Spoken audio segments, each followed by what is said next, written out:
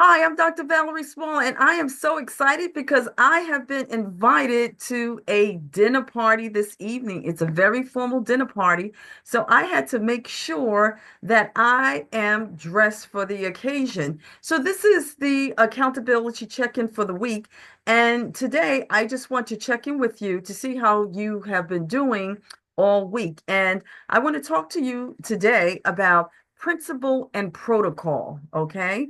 I want to hold you accountable as far as principle and protocol is concerned. So, what is it that you're talking about? I want to use the foundation, a scriptural foundation, to talk about principle and protocol because there have been some things that's been happening over the last couple of weeks regarding of how we are showing up. Do we have anyone that is going to hold us accountable as far as how we are showing up with our behavior, the way we look, the way we sound, the way we write? Do we have a circle of people that are holding us accountable for how we're showing up? So, this is what I wanted to talk about with you briefly for about 5 minutes, 5 to 7 minutes, real quick, because I was speaking with my students about, something that transpired as far as how we should show up. Okay, how should we look? How should we dress for special occasions or any occasion for that matter? So I want to use this scriptural base right now for us. Genesis 41 and 14. Then Pharaoh sent and called Joseph, and they brought him hastily out of the dungeon. And he shaved himself and changed his remnant and came unto Pharaoh. So even Joseph knew, wait a minute, I am going before a king. I had better get myself together and look a certain way. Then I want to share the second scripture, preparing to meet the king, Esther. Do you know that Esther had to prepare herself to meet the king for a number of years? It was a whole process. She could not just go before the king looking, smelling, acting any kind of way. So there was a protocol that she had to meet before she met the king, just like Joseph. So here it is. Now it came to pass on the third day that Esther put on her royal apparel and stood in the inner court of the king's house, over against the king's house, and the king sat upon his royal throne in the royal house, over against the gate. Okay, so that's Esther 5, 1 and 2.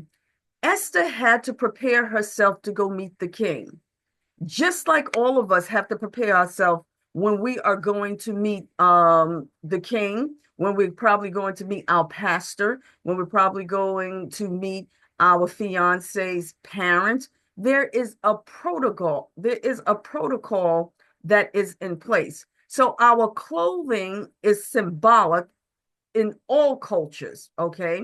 Whether it's corporate America, the corporate culture, whether it's religious attire that we wear before we come before the Lord and worship in our communities, and even in academia, there's a certain protocol, especially during graduations, that those who have earned a doctoral degree, there's certain attire that they wear. So when my students came to me and said, Professor Small, what is your take on this? I said, well, let's talk about the protocol at all levels. Whether it's corporate America, you are going for a job interview. How should you dress for that job interview, depending on the company? Some companies require that you dress formally, not casually, not denim, not jeans, not a t-shirt, not a t-shirt with logos.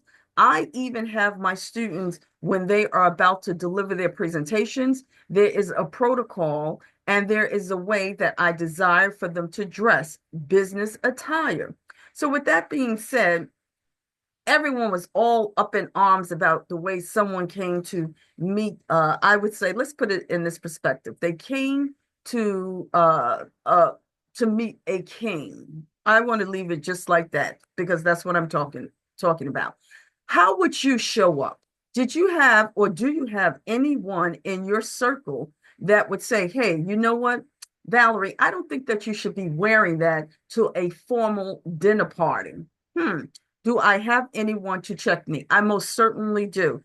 Do you have anyone that can hold you accountable? Okay. This is the accountability check-in, and we're talking about principle and protocol.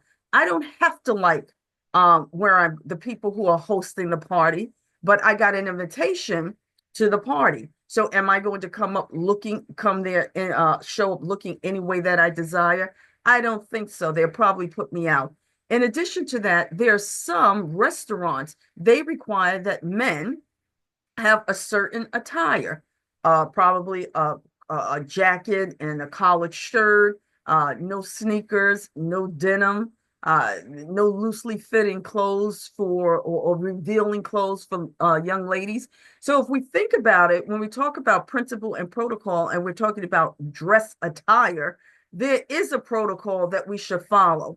I want us to probably practice not re- uh, reacting. If we could probably respond more and not respond out of our emotions, but just take a step back and say, wait a minute, what is the protocol? And am I following the principle that's in place? So I want to say I plan on enjoying myself this evening at this black tie affair. I think I am dressed for the occasion because surely I do not want my friends to turn me around and say, Valerie, you have to go. I put in a lot of effort to look good for this dinner party, and I think I need to respect their protocol, their dress attire.